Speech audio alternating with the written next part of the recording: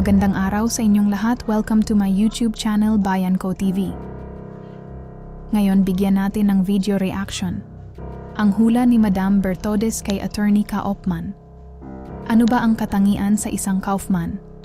Ang abogado ni former President Duterte doon sa The Hague, Netherlands.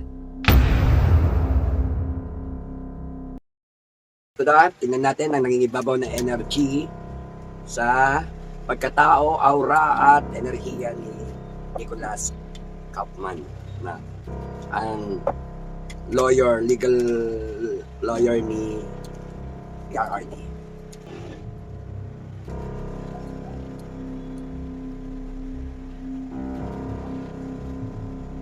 Nangingibabaw na enerhiya ni Nicolas Kaufman. Yan, labor, no? Ibig sabihin, mataas ang enerhiya niya sa pagmamahal o pagmamalasakit at labor. Pag sinabi natin labor, mapagmahal, no? Ibig sabihin, si Kaufman ay mapagmahal at magaling, talino. Yan. Bless of Jesus, no? At ang nangingibabaw na enerhiya ay tungkol sa father ng isang babae o si Vice President natin, ano? Ayan. At tangi ring nahihirapan siya sa isang babae na kalaban niya, lawyer din, no? So, I think kung dalawa yon or dalawang lawyer, basta dalawang lawyer, pwedeng babae, lalaki, pero dito sinasabi babae, no? Ayan, ang may hawak ng mas mahigpit na files or document, no?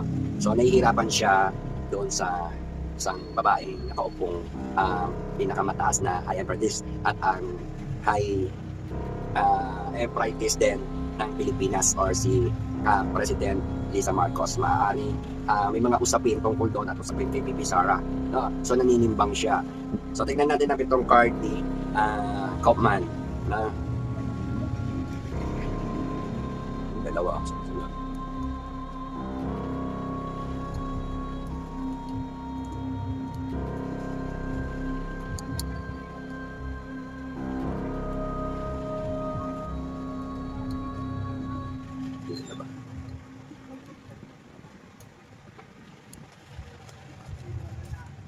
Ayan, tignan natin ang pitong card ni Nicolas Kaufman. Ayan. Unang card, tingnan natin. Justice. Naninimbang at nasa justisya o justice system ang hinaharap niya laban kay PRRD. Actually, alam naman natin na nandun na sila sa justice system, ano? At siya ay naninimbang at siya ay naghahanap ng justisya ni PRRD. So, tingnan natin kung maaaring merong 60% tayong nakikita sa ginagawa niya kay PRRD para ipagtanggol, no? Kasi merong justice system, ano? Kaya medyo natatagalan pa sa dahig o doon sa kanyang reason si PRRD. Yan.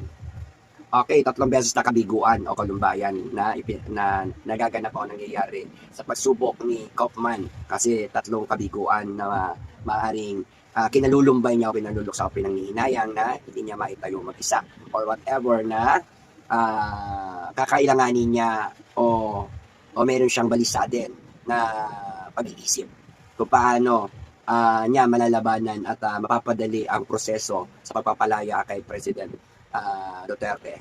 So, kailangan ang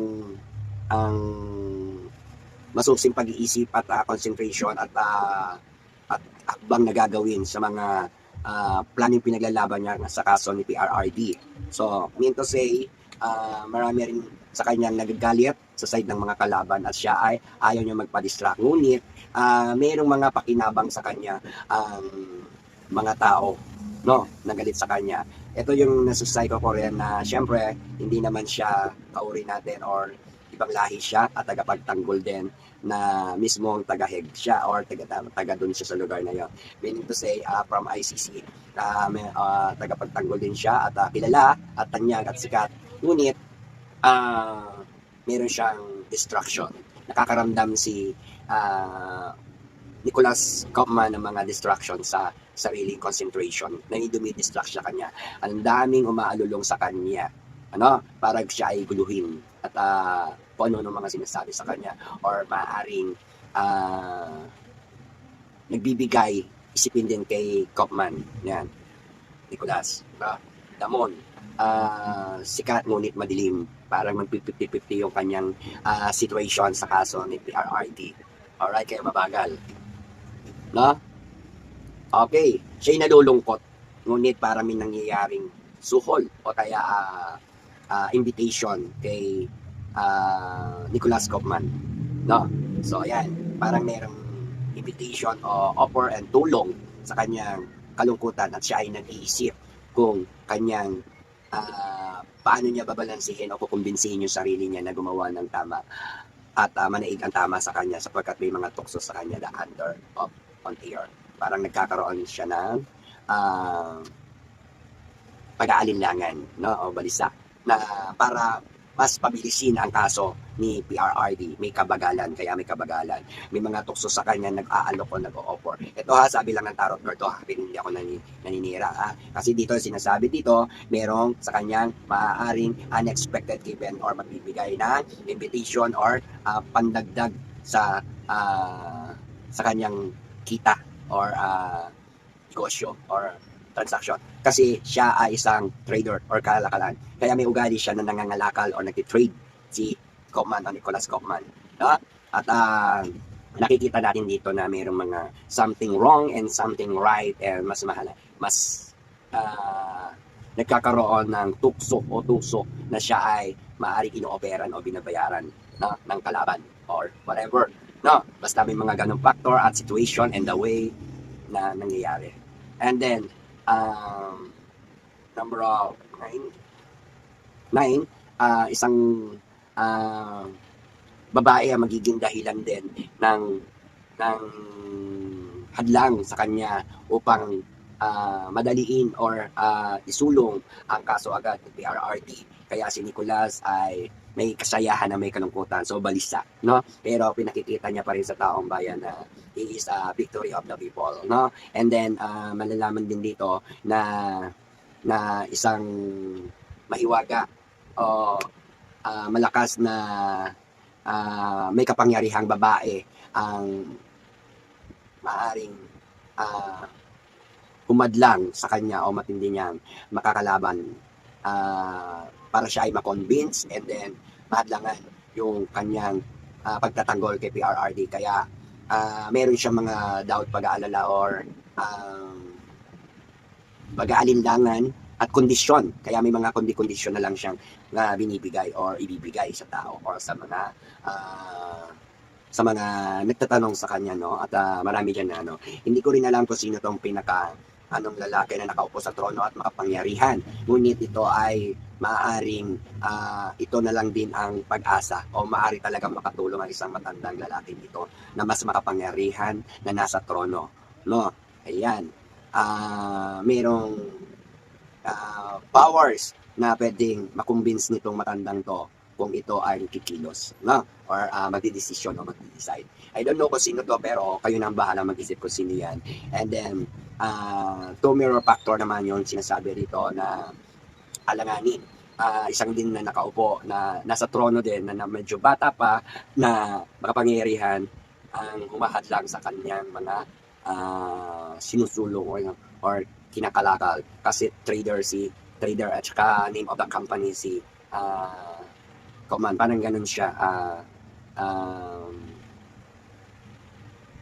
kalakalan ang kanyang misyon o trabaho at naaangkop sa kanyang pagkatao or na-aura natin sa kanya. No? So tignan natin ngayon yung katanungan natin kay Kaufman. Mapapalaya ba o mapapanalo ni Nicholas Kaufman ang kaso ni PRRD sa ICC? So tingnan natin kung mapapalaya ba para malaman natin. Mapapalaya hanggat may pera.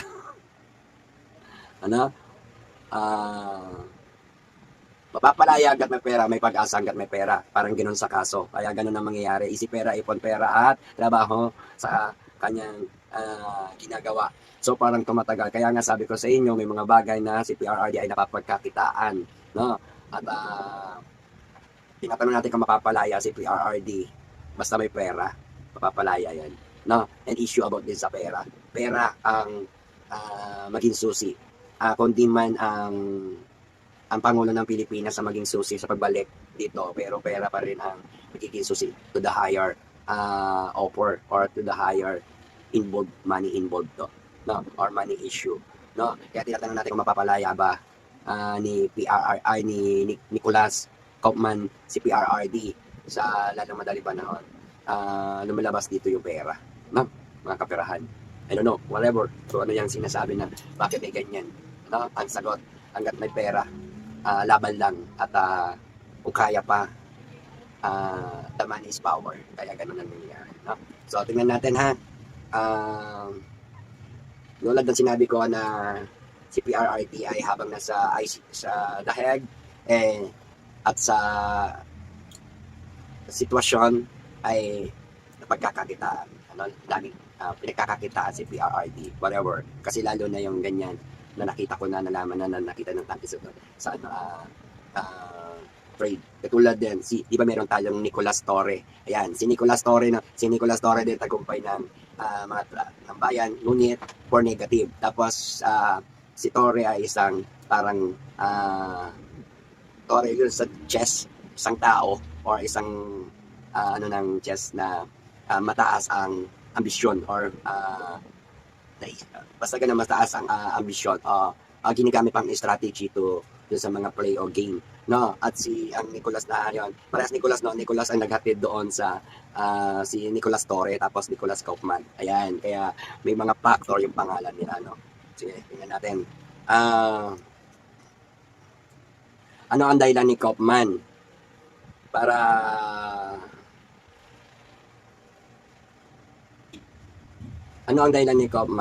kung bakit hindi agad mapauwi si PRRD?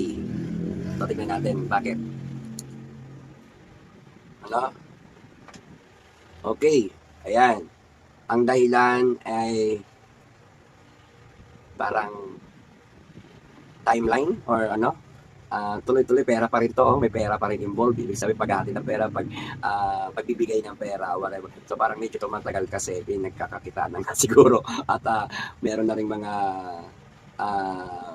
malaking bills, no? Pinalalaki yung bills, whatever. Kaya hindi natin alam kung bakit ito ang lumalabas dahil sinasabi dito bakit hindi agad mapalabas si PRRD dahil meron pang blessing kay Kaufman na dumarating, whatever, and pakinabang o benefits. Yan. So ayan ha, pumupunta o papunta sa kanya ang pabor sa kanya ang mas nauuna kaysa pabor doon sa kanyang client or si PRRD. Alright. Huwag niyo po ako iba siya, pakiintindi na lang mabuti yung aking mga sinasabi sa tarot card dahil nandyan po yung sagot. Ayoko lang maging emotional at ayoko rin makakita kasi o mag-issue ko yung mga mali o negative na maaari at baka masabi ko siya ayoko na bigyan kayo ng mga isipin na hindi tama o hindi maganda. So ayan, kaya mabagal ang proseso, no? Ayun ang dahilan kung bakit hindi kagad mapalabas o mapalaya o mapauwi si President PRRD ni Kaufman sa Pilipinas dahil meron ditong support for financial, I don't know whatever, kung anong ibig sabihin ng tarot card na yan na on the way palagi kay Kaufman, ha? Okay, next card. Kailan na ba tayo? Dalawa. So, tinan naman natin ng ikatlong tanong.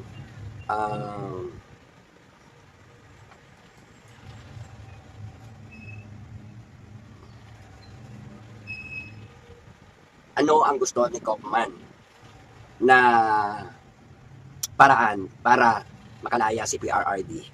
Tignan natin. No? Judgment. So, ibig sabihin, meron pa rin kasing mga nag-judgment yung dapat hindi daw pakialaman o i-judge ba si PRRD kung makauwi na Pilipinas, no? Marami pa rin mga taong nagagalit. Ang gusto ni Kaufman ay mawala na yung mga nag-judge sa kay o matapos na o maubos na yung mga nag-judge kay PRRD. Yan. Yan, judgment ha.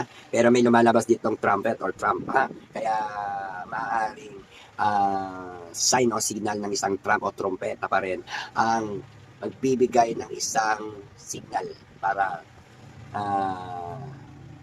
magbigay ng warning or ng pagtulong kay PRRD, whatever. Then, kailan makaka-uwi si PRRD? So, tingnan natin kailan makaka-uwi si PRRD sa Pilipinas. Queen of Pentacles. Na,